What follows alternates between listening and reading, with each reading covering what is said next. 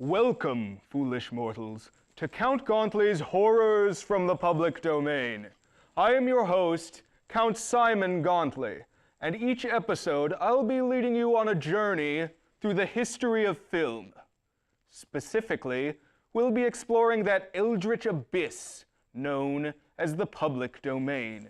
These are films forgotten by time or abandoned by their creators. The strange, the horrifying, the poorly and cheaply produced. All of these are the purviews of the public domain. So what are we waiting for? Come, join me in my crypt. It's bigger on the inside. Come, join me.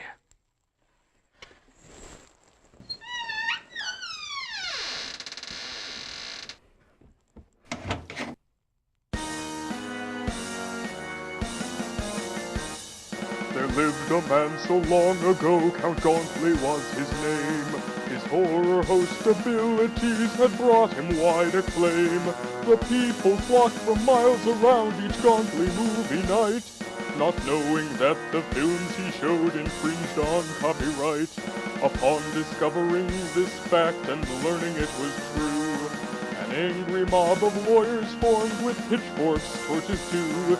They tracked the Count and sought to stop his movie hosting ways, and torches blazing put an end to Gauntly's earthly days. But our man was too resilient to let death be the last word. He stirred, sat up upon his slab and vowed he must be heard. So he stocked his tomb with gadgets from the local studio, intent on showing movies on an awesome TV show. But he had to find a legal way, so Gauntly racked his brain. 'Twas then he learned of something called the public domain. Now here he is, the time has come, his dreams are coming true. Count Gauntly's here to share a film in hopes that you won't sue.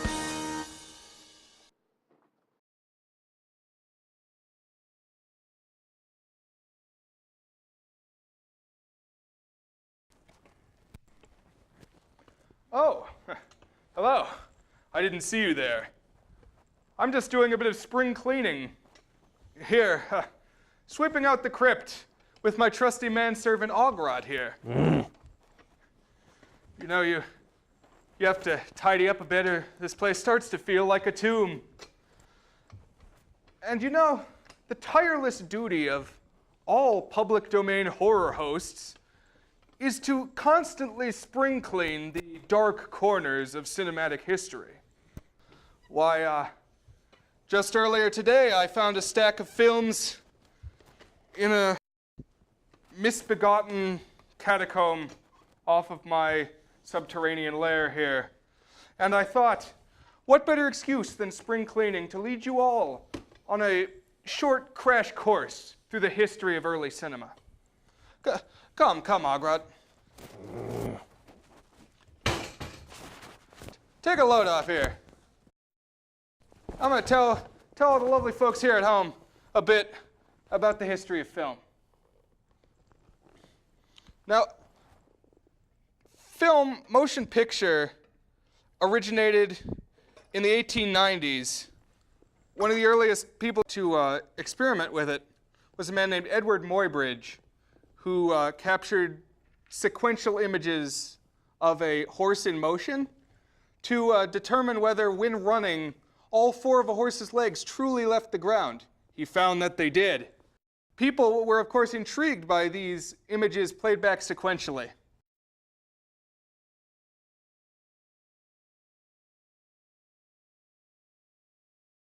The first people to create motion pictures that were for entertainment and not for winning a bet were the Lumiere brothers in Paris, France.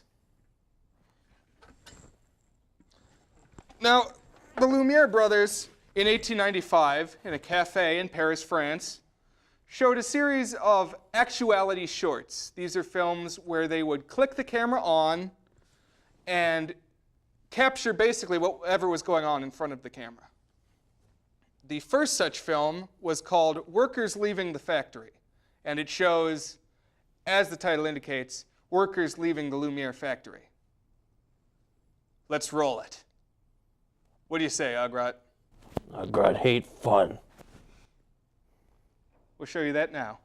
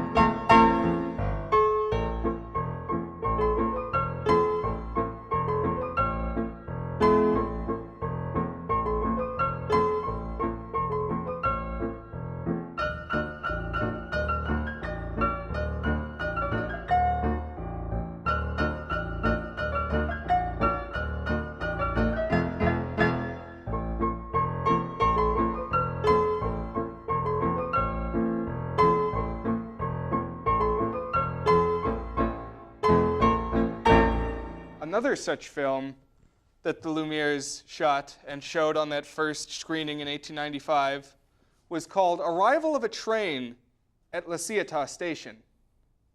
And as I'm sure you've learned, the Lumieres titled their films quite aptly, as it depicts a train arriving at Ciotat Station. This is a great moment in the mythic history of film because people in the audience supposedly leapt out of their seats when this train arrived.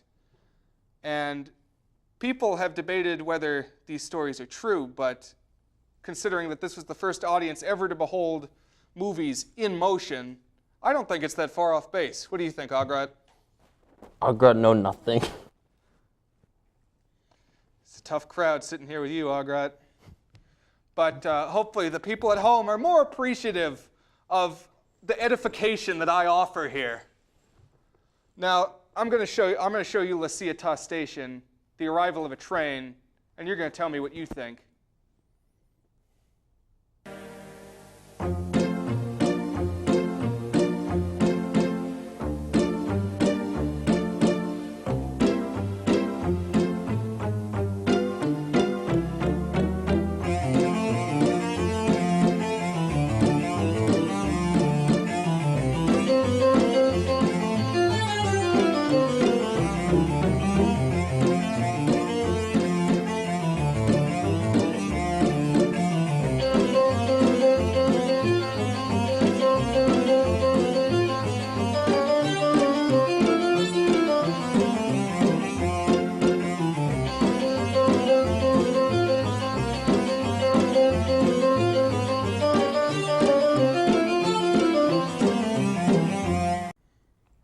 So you see, Ogrot, what I'm saying is I think people really could have been scared out of their seats.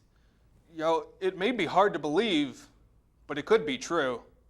Hello, serfs. Oh my! Well, if it isn't the glorious leader of East Tiberia, our good friend. Indeed. How about you get out of my seat, peasant? Ogrot get no respect.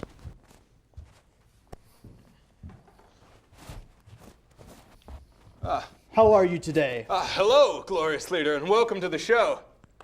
We were just discussing the arrival of a train at Ciotat Station, the 1895 Lumiere Brothers film.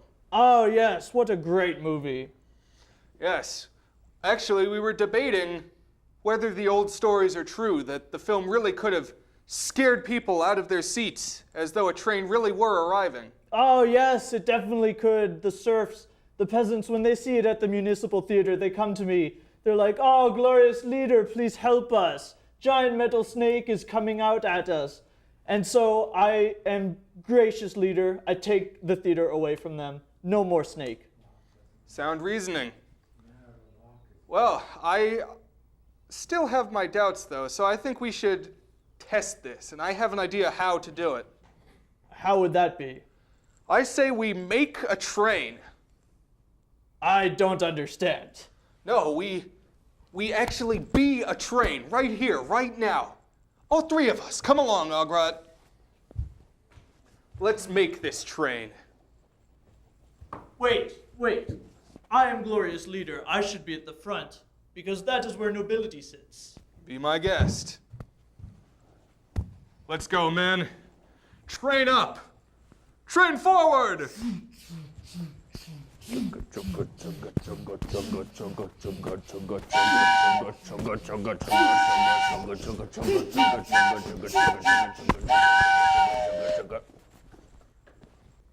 So, I don't know about you guys, but I thought that was pretty scary.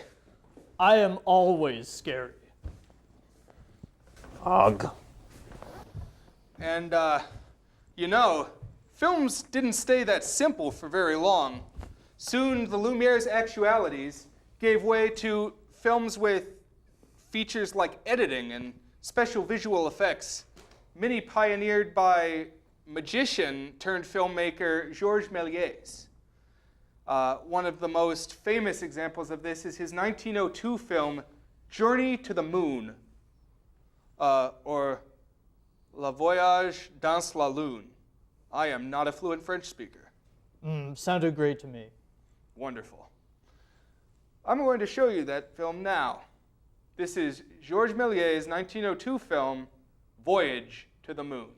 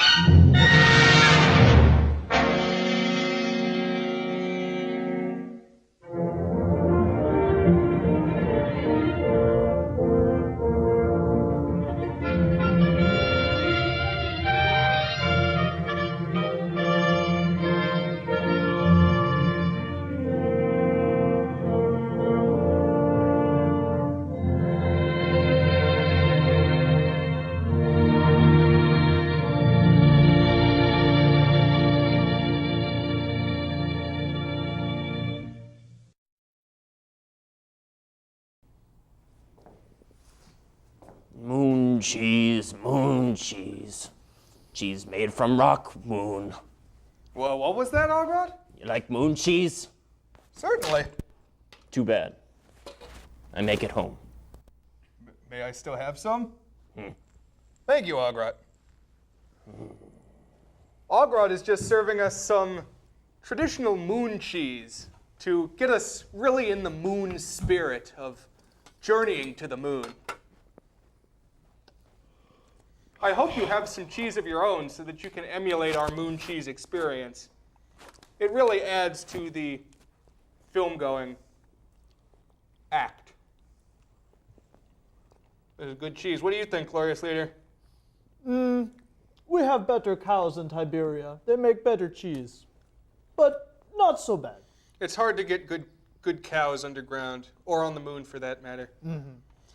And, of course, films only grew in complexity after the early innovations of special effects, and soon films had whole narratives. And filmmakers branched off, experimenting in different genres. My personal genre favorite, of course, is horror. And the first horror feature,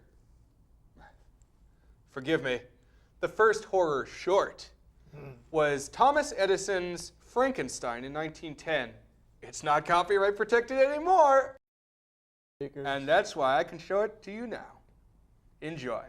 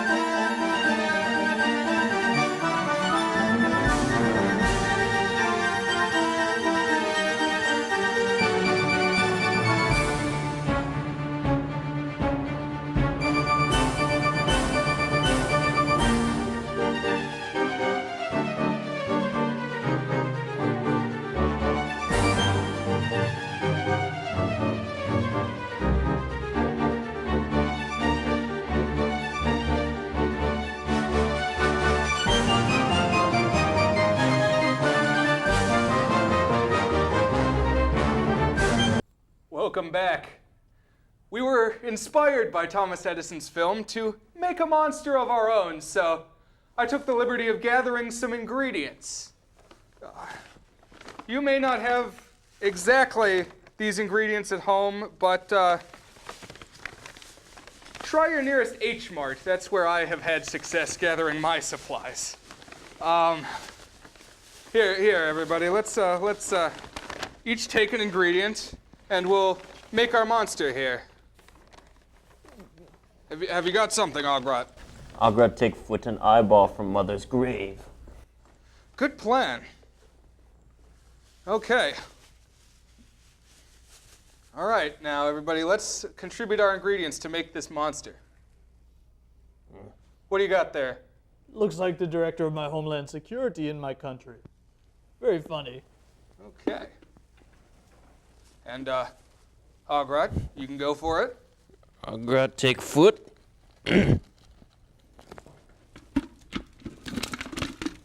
Ogrot take eyeball. And I've got some squid.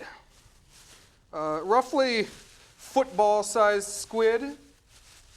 Really, I suppose any size will do, but generally I tend to feel with squid, the bigger the better. These were about $7, which, so that was well within my price range, and it gets you a good amount of squid for your buck. Ha! Funny American currency. And here we go now. This will really make a good monster. Here, we got to make sure all the squid gets in there.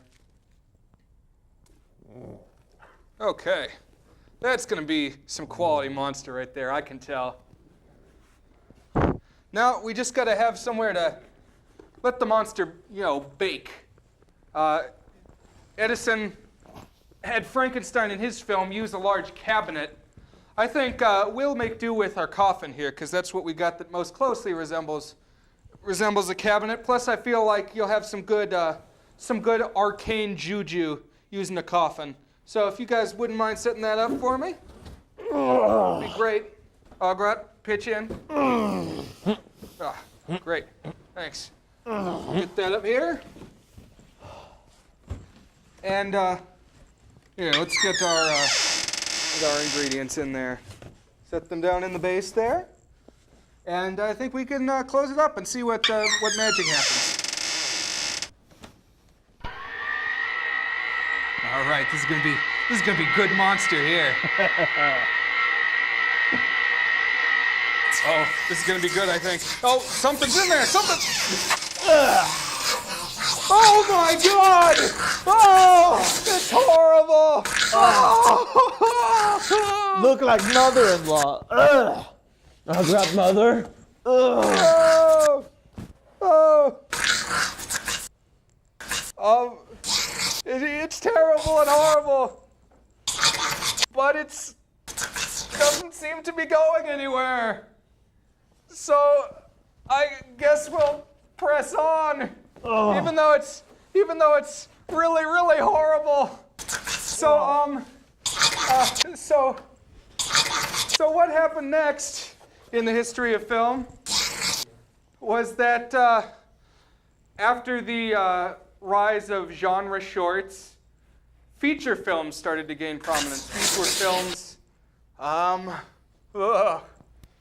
films 60 to 90 minutes or longer in length that told a complete story. And some of the earliest people to get into the feature film business were Charlie Chaplin and Buster Keaton, the noted silent film comedians, and also a man named D.W. Griffith, who made what's widely regarded as the first blockbuster film, Birth of a Nation. I will now show you all of Birth of a Nation it is acceptable to show on public access television.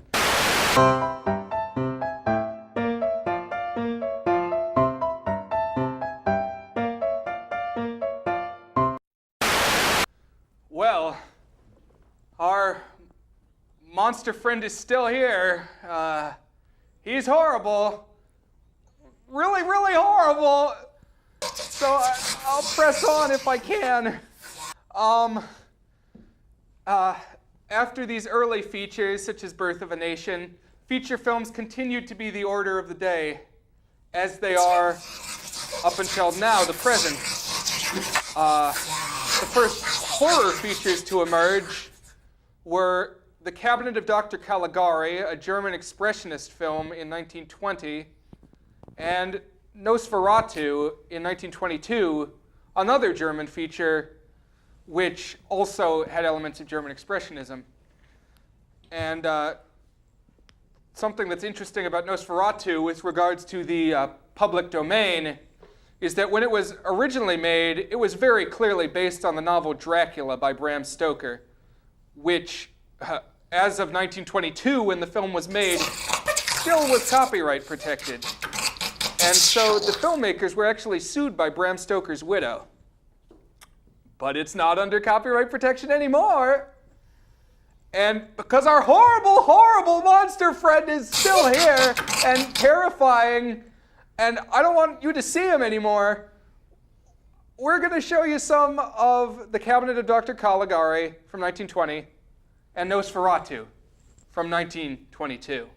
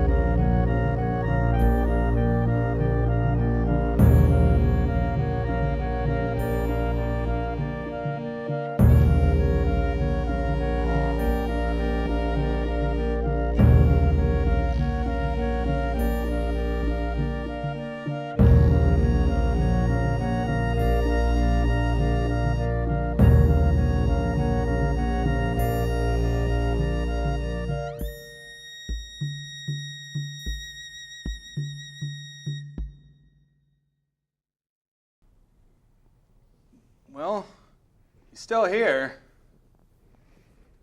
Hey guys, sorry to interrupt. I couldn't help but notice you seem a little flustered. Is this guy giving you trouble? Yeah, kind of. Who are you? Me? I'm the projectionist. I'm the big guy, the man in charge. I show the movies. Who do you think runs these films? I never really thought about it. Anyway, I control the reels. I make all the cuts, the splices. I can cut this guy right out of the film if you want. Just say the word.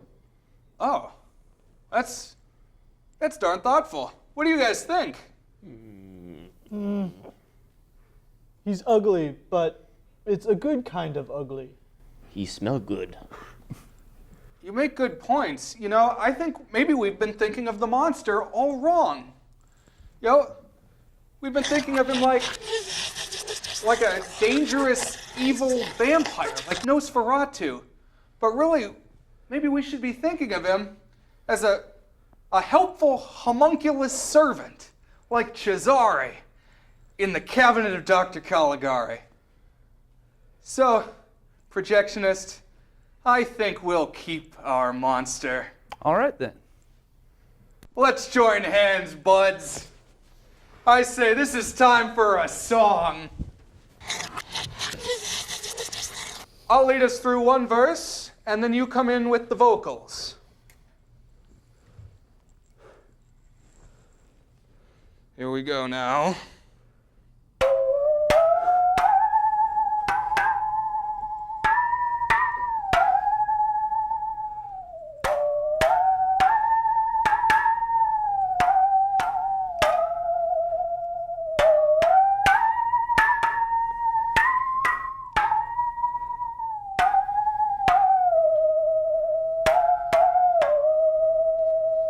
Now sing. Kumbaya, my lord. Kumbaya. Kumbaya, my lord. Kumbaya. Kumbaya, my lord. Kumbaya.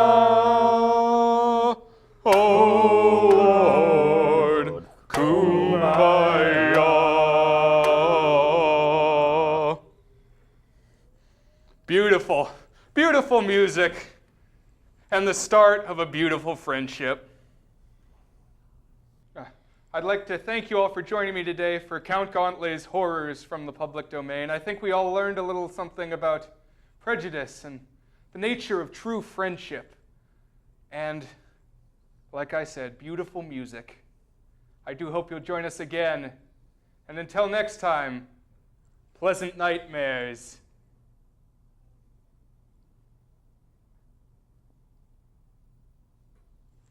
Wave goodbye, everyone.